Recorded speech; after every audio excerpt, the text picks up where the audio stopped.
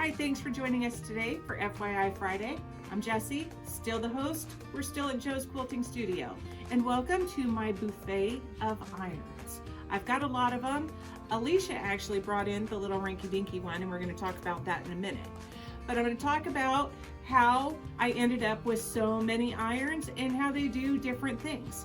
So the first one here is my $4 iron. I got this one from Walmart, and the whole purpose of this iron is I put water in it. It's the only iron I put water in. There's nothing like spending a lot of money on a quilt project and you don't have any water in your iron, but it's had water in it before, and then all of a sudden it spits at you and you get a nice big stain on your very pretty white fabric that's probably out of print because you bought it 4 years ago. So the only one that gets water is my $4 Walmart iron. And then we're gonna move on. This is my Hamilton Beach iron. I love this iron. I had it at a quilt retreat. I love it. It was about 30 bucks from the Walmart. The only problem is when I'm pressing like this, after 15 seconds, it beeps and turns itself off. So when I'm sitting there and I'm doing binding and binding, I have to keep going like this, like this, like this. That kind of sucks. Now, another good find that I thought was amazing was this super heavy, vintage looking Black & Decker. Ooh, it gets some kind of hot. I love that. Unfortunately, down here at the bottom, it is such a blunt edge that when I go to iron, it digs in to my seam. You see how it just stops it right there and doesn't go over my seam the way that it should? Annoying, totally annoying. Now, no home is complete without the Tula iron that has this I-touch mechanism on here, so I could just touch it and then it lifts up all by itself. Totally worth the cost of such an expensive iron. If it's not the Tula make, but it's one of their colors, there's actually a button on the back that you can turn your I-touch on and off in case you really don't like it. The caveat to this is you have to remember that this is the iron you have. So when you go to a friend's house, you don't accidentally leave their iron down. Ask me how I know this. There might be like 7 burn stains on the back iron board from where I left my iron all the way down. It happens, it's a thing. Okay, so in the shop we do have an Elisa iron right here. It's a purple one. We were trying to get Joe to actually buy it, and because purple's her favorite color. It is sitting in the back behind the counter, available for anybody to purchase. You also have the Alicio mini irons, which are great for quilt retreats. Alicia has her little tiny janky iron here. They're different, but these are great in a pinch as well. I've got a Panasonic one right here that's great. This one's cordless. Isn't that pretty cool? That's cordless.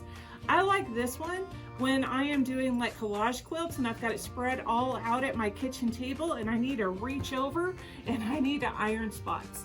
Not having a cord is amazing. But you gotta remember, it doesn't sit up like this, it just falls over. When it's on here, it actually charges, but when you take it off, it rapidly starts cooling. So you gotta keep putting it back and you can't put it down, it falls over. Now, Joanne has a corded Panasonic iron in here. I actually, out of all these irons right here, this one's my favorite. This one is probably gonna go home with me one day. She's just gonna come into work and it's just gonna be gone. It'll be in my house, don't tell her. But with all of these irons, you actually have to press. Who would have thought that we all would have been so excited about pressing things, right? If my husband ever asked me to iron another shirt, it's just gonna be a no. But I'm very excited when I'm pressing things. I get a lot of people that come in here and they have wonky seams and you can tell that they really didn't spend enough time pressing their things. And I get a couple of customers that come in and say, but I pressed it from the back.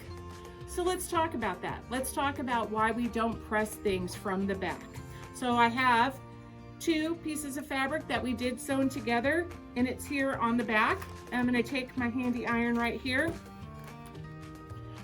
Did you open your seam all the way? Did the fold go all the way over? I don't know. Let's look at it.